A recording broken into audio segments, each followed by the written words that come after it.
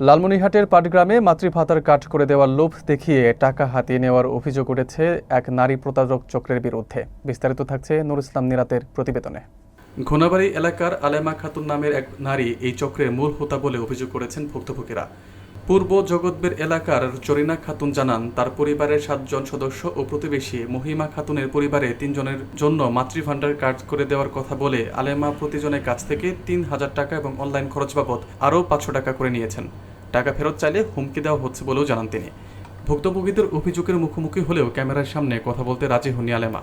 তবে এক পর্যায়ে বাকবিতণ্ডার পর একজনকে টাকা ফেরতের আশ্বাস দেন।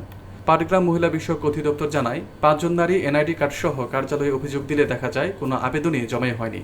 বিষয়টি তদন্ত করে ব্যবস্থা নেওয়ার কথা জানান কর্মকর্তারা। সচেতন মহল এই প্রতারক চক্রের বিরুদ্ধে আইনগত পদক্ষেপ গ্রহণের দাবি জানিয়েছে। 3 মাসের বেশি হয়েছে স্যার। টাকা কি পাইছেন? টাকা এখনো দেন নাই। এখানে কেন আছেন? এখানে আছি আমি আমার কাছে আসছি বলে আপনি এখানে কেন আইছেন? আল্লাহ তোমাকে আসার দরকার হবে না, আমি নাম দিয়ে দিছি। অফিসে যান, আগে জিজ্ঞেস করেন দেখেন তোমার নাম হয়েছে না নাই। কিন্তু তুমি এই মাসে টাকা না পেলেও আবার সামনের মাসে 1 তারিখে তুমি টাকা পাবা। 3000 করে টাকা নিছে, 1 বছর 1 মাস করে হল, তবু টাকা পাইনো না। কালকে পরশু দিনে আসি হিনে বলছি মোর সাথে কি রাখ, তো মুই কসম বলে 1 বছর কে টাকা নিছে? কে টাকা? ওই আলেমা। আপনি কি কারণে টাকা দিয়েছেন? মাতৃভাতার টাকা দিছি। আমরা ওনার টাকা এই মতো ফিরে দিয়ে দিয়েছি। খোলা থাকার কারণে সরাসরি অ্যাপ্লাই করতেছে একটি চক্র, মানুষকে ভুলভাল বলে তাদের কাছ থেকে টাকাও নিচ্ছে। নেওয়ার পরে পরবর্তীতে দেখা যাচ্ছে এই লোকগুলো প্রতারণার শিকার হচ্ছে।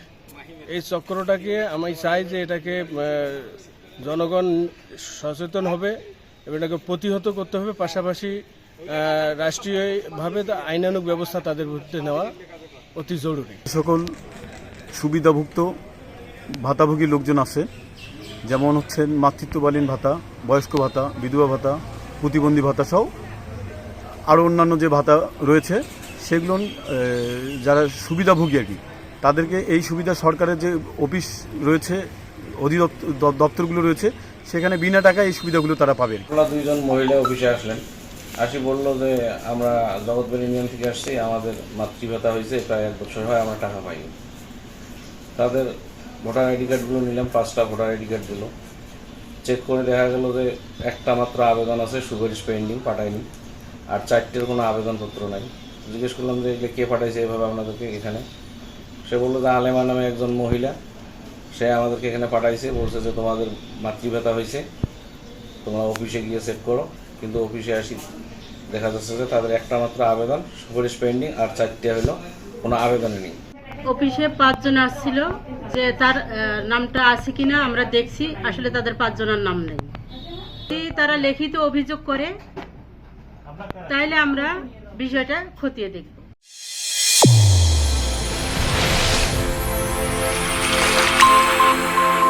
চ্যানেল A1 হৃদয়ের স্পন্দন।